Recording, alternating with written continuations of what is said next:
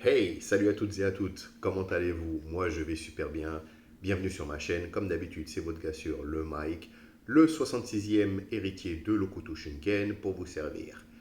Bienvenue sur ma chaîne, Mike Get the Mike Show, comme d'habitude ici on parle de trucs old school qui m'ont fait kiffer et que j'ai envie de partager avec vous.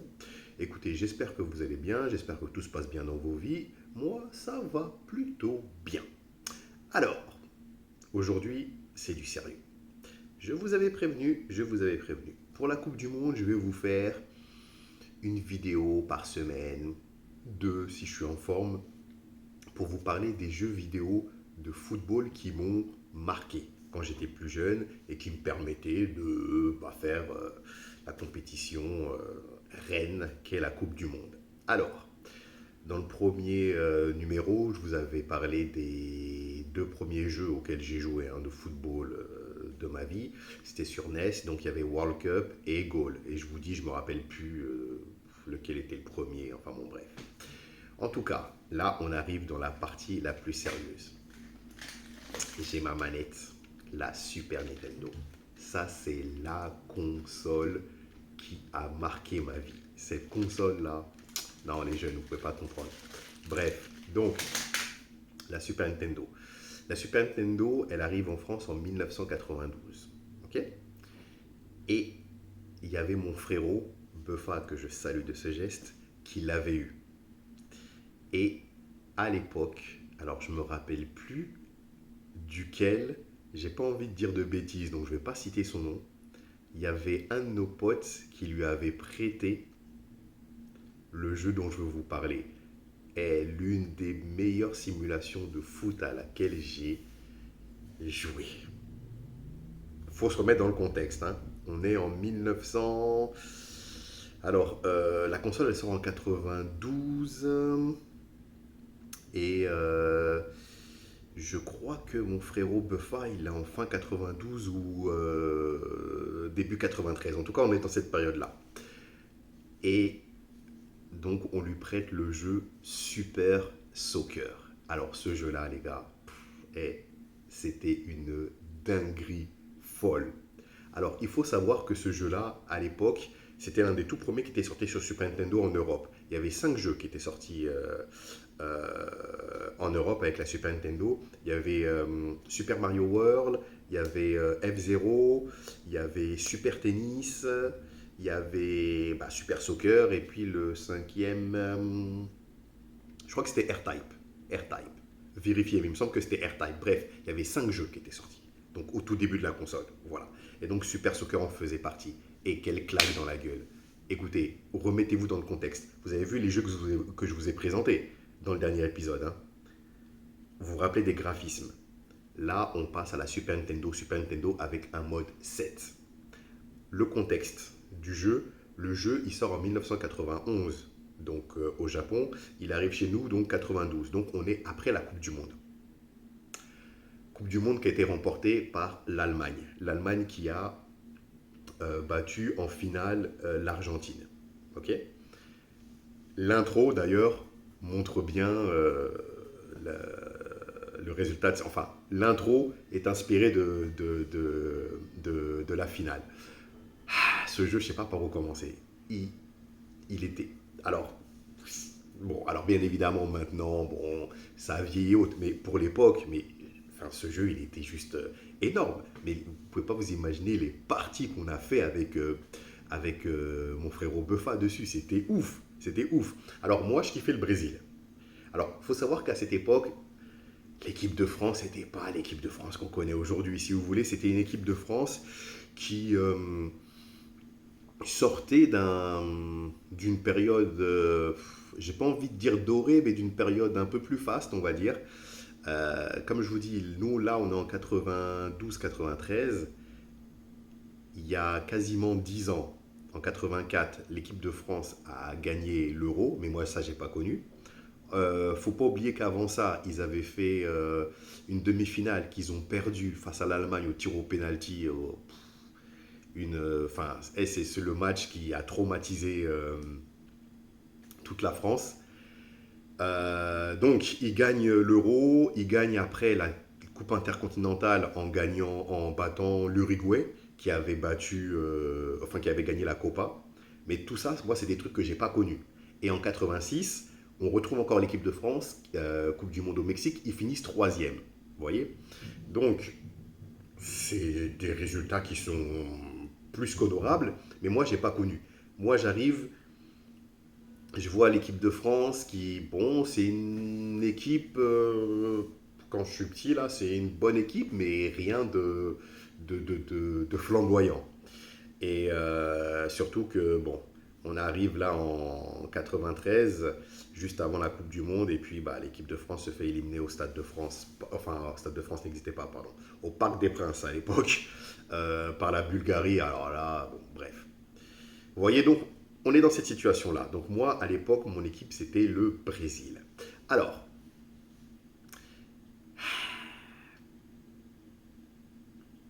encore une fois, je vous dis, ce jeu, j'en parle en souriant. Il était, pour l'époque, il était vraiment... Vous allez voir, je vais jouer un petit peu, je vais vous montrer. J'ai fait un peu le mec sérieux pour vous montrer un petit peu. Alors, donc vous voyez, à l'époque, il y avait 16 équipes. 16 équipes. Et puis ce qui était intéressant, c'est que les équipes, elles étaient placées, donc elles étaient classées de la plus forte à la plus faible. Et donc il y avait les deux premières, c'était l'Allemagne et l'Argentine. Et en Argentine, il y avait un joueur qui s'appelait Diego et il avait les meilleurs stats. Vous avez compris qui c'est. Bref. Donc, au niveau des équipes, il y avait l'Allemagne, l'Argentine, l'Italie, le Brésil, donc les quatre plus fortes du jeu. Après, il y avait l'Hollande, l'Angleterre, le Cameroun qui était septième, Cameroun qui avait fait un parcours, il s'est arrivé en quart de finale à la Coupe du Monde 1990, exploit mené par un Roger Mila qui à l'époque il devait avoir 42 ou 43 ans je crois. Enfin bref, félicitations pour les Lions indomptables. La Roumanie, l'Irlande, la France qui était dixième, vous voyez. Les États-Unis, le Japon, la Colombie, il y a la Yougoslavie qui n'existe plus aujourd'hui. Maintenant, il y a la Serbie, la Croatie, le Monténégro. J'ai peur d'en oublier. Ne m'allumez pas dans la Bosnie. Excusez-moi si j'oublie des gens, je suis vraiment désolé. Mais bon, bref, c'était la Yougoslavie, tout ça. L'Uruguay et la Belgique. Voilà. Donc ça, c'était toutes les équipes qu'on avait. Et donc, je vais jouer pour vous montrer un petit peu le jeu. Alors, il se passait quelque chose. Je vais essayer d'y arriver. Je vais jouer à fond. Je ne sais pas combien de temps ça va me prendre. De toute façon, je coupe la vidéo là. Je vais vous montrer comment je joue. Et puis, si je réussis à faire quelque chose, je vous ferai la suite de la vidéo parce qu'il se passait quelque chose de plutôt original dans le jeu. Allez, c'est parti.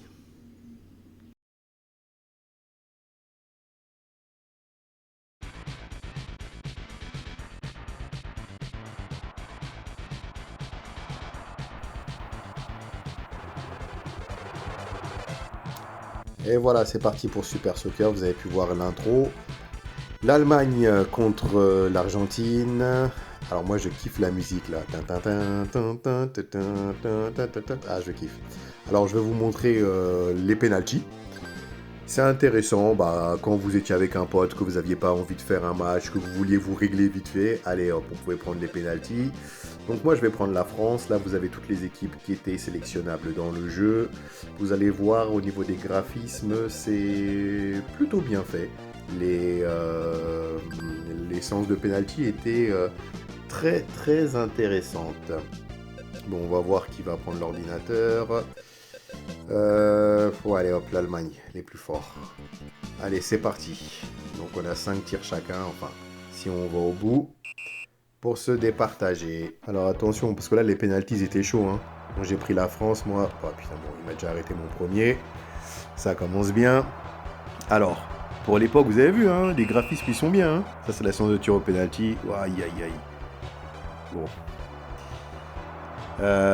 Bon, bah 1-0, là, je suis mené. Ouais, je vous disais, c'était intéressant. Hein. Puis le goal, tu le contrôlais, c'était... Ouais, bon, allez, j'en ai... Ah, il est beau, mon penalty, là. Hein. Ouais. Donc, si vous n'aviez pas envie de faire une partie entière, vous pouviez régler vos problèmes au penalty directement. Je suis mené 2-1. Il faut que je le mette, celui-là. Mince, Brahim Diaz, j'ai voulu faire une palinka. Ça m'a marché. N'est pas Zidane qui veut. Ah, j'étais parti du bon côté, dommage.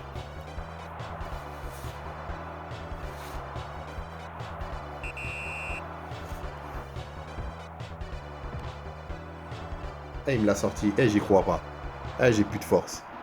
Bon bah j'ai perdu les gars. Hein.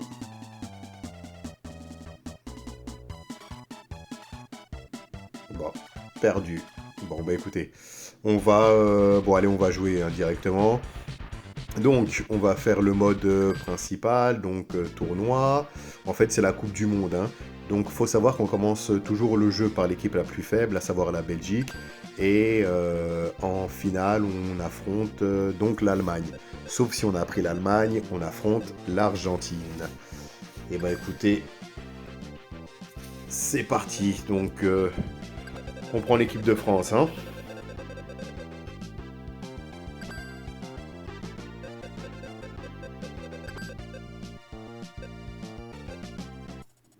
Alors vous voyez là effectivement on pouvait choisir sa formation.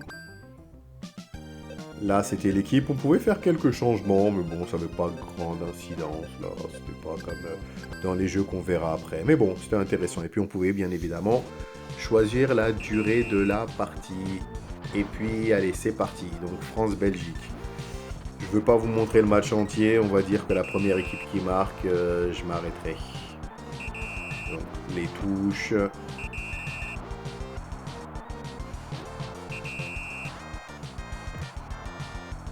Alors vous remarquerez, l'équipe de France, ils sont tous blonds. En fait, si vous voulez, il n'y a pas de personnalisation des joueurs. Hein. Ils sont tous... ça arrivera plus tard, ça, hein, dans notamment FIFA et puis les International Superstar Soccer qui arrivent après où les joueurs seront personnalisés. Mais bon, on a déjà les maillots, c'est pas comme dans World Cup ou Goal que je vous avais présenté plus tôt.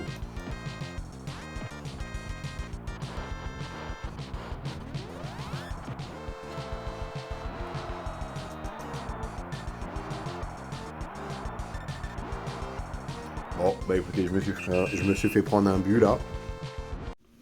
Alors, quand vous aviez réussi à battre l'Allemagne en finale, parce que quelle que soit l'équipe que vous preniez, sauf l'Allemagne, si vous preniez l'Allemagne en finale, vous affrontiez l'Argentine.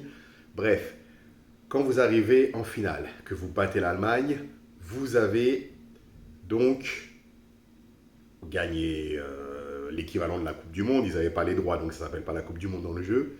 Et là, vous voyez ce qui va arriver maintenant.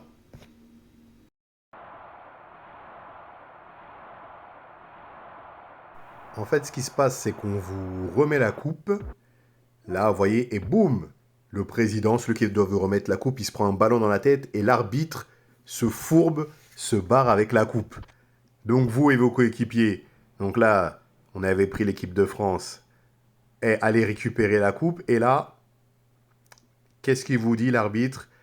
En gros, il vous rend la coupe si vous acceptez d'affronter son équipe pour le titre de championne du monde. Sauf que l'équipe, elle est cheatée. C'est l'équipe Nintendo.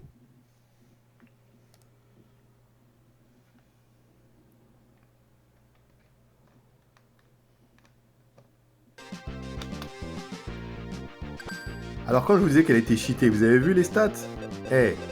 Tous les traits sont au maximum. Donc bon. Enfin vous allez voir, hein, je vais essayer de jouer avec eux, enfin contre eux, mais bon. C'est un bail.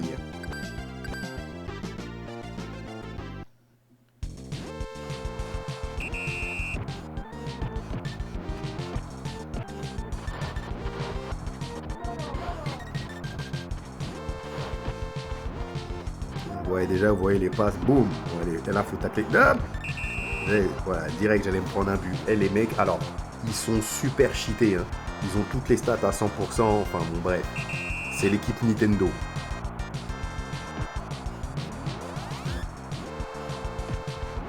Bon, bah, pareil, hein, je pense qu'au premier but, je m'arrête. Ouais, je m'arrête. Bon, là, déjà, j'ai eu super chaud.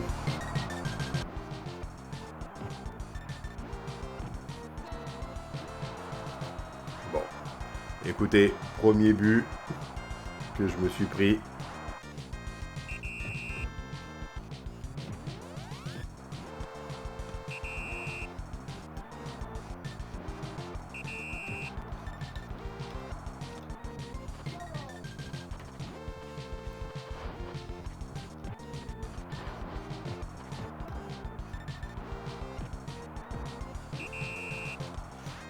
Ça va, le goal il faisait quand même de bons arrêts hein, dans ce jeu. Hein.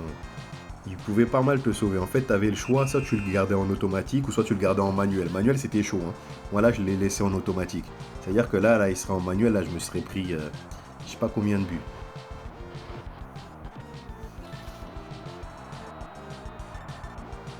Voilà, j'ai même pas fini ma phrase que je m'en prenais un deuxième. Enfin bon bref, on va s'arrêter là. Bon, écoutez, quand vous réussissiez à finalement battre l'équipe Nintendo, vous aviez à la fin la coupe et puis les crédits de fin. Mais bon courage parce qu'il fallait vraiment y aller pour les battre. Hein. Et voilà, c'était la revue du jeu Super Soccer sur Super Nintendo. Jeu qui a bercé mon enfance. Alors vous avez vu le petit truc de la fin. Je me rappelle, j'étais avec mon frérot Buffa, on était en train de jouer. Le jeu est fini. Hein. On finit le jeu, on reçoit la coupe et là, voilà la team Nintendo qui débarque. Alors une team super cheatée. Hein. Non mais c'est... Enfin les mecs, même là j'ai rejoué. Et à un moment j'ai failli jeter ma manette là, tellement... Les mecs, enfin bon bref. Que de souvenirs. Voilà. Donc, c'était la review de Super Soccer. Alors, pour la petite histoire, il y a eu des suites, hein, mais les suites, elles sont sorties qu'au Japon. Hein. Il y en a eu 2 ou 3, je crois. Il faut savoir qu'au Japon, le jeu s'appelle Formation Soccer. Il y a même eu des suites après. Je crois que jusqu'en 2002, ils ont continué à sortir des jeux, mais ça devait être sur PlayStation et PlayStation 2, donc de cette série-là. Mais bon, pour moi, ça s'arrête à Super Soccer.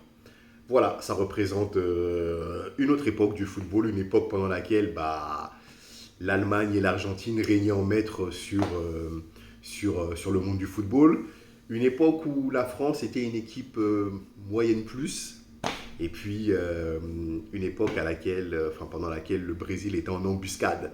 Parce que après ça, bien évidemment, là, on est toujours dans la Coupe du Monde 90, hein, d'accord? Parce que le jeu sort en 91. Nous, avec mon frère Buffa, on se le tape 92. Mais,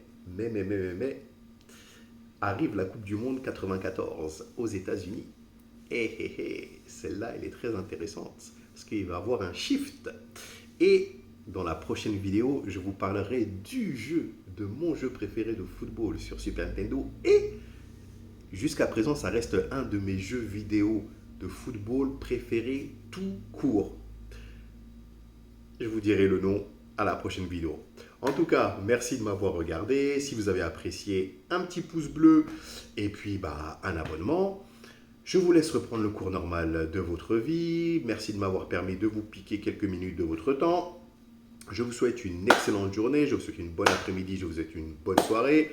Peu importe le moment pendant lequel vous regardez ma vidéo, du moment que vous le faites, je vous souhaite donc tout le bonheur du monde.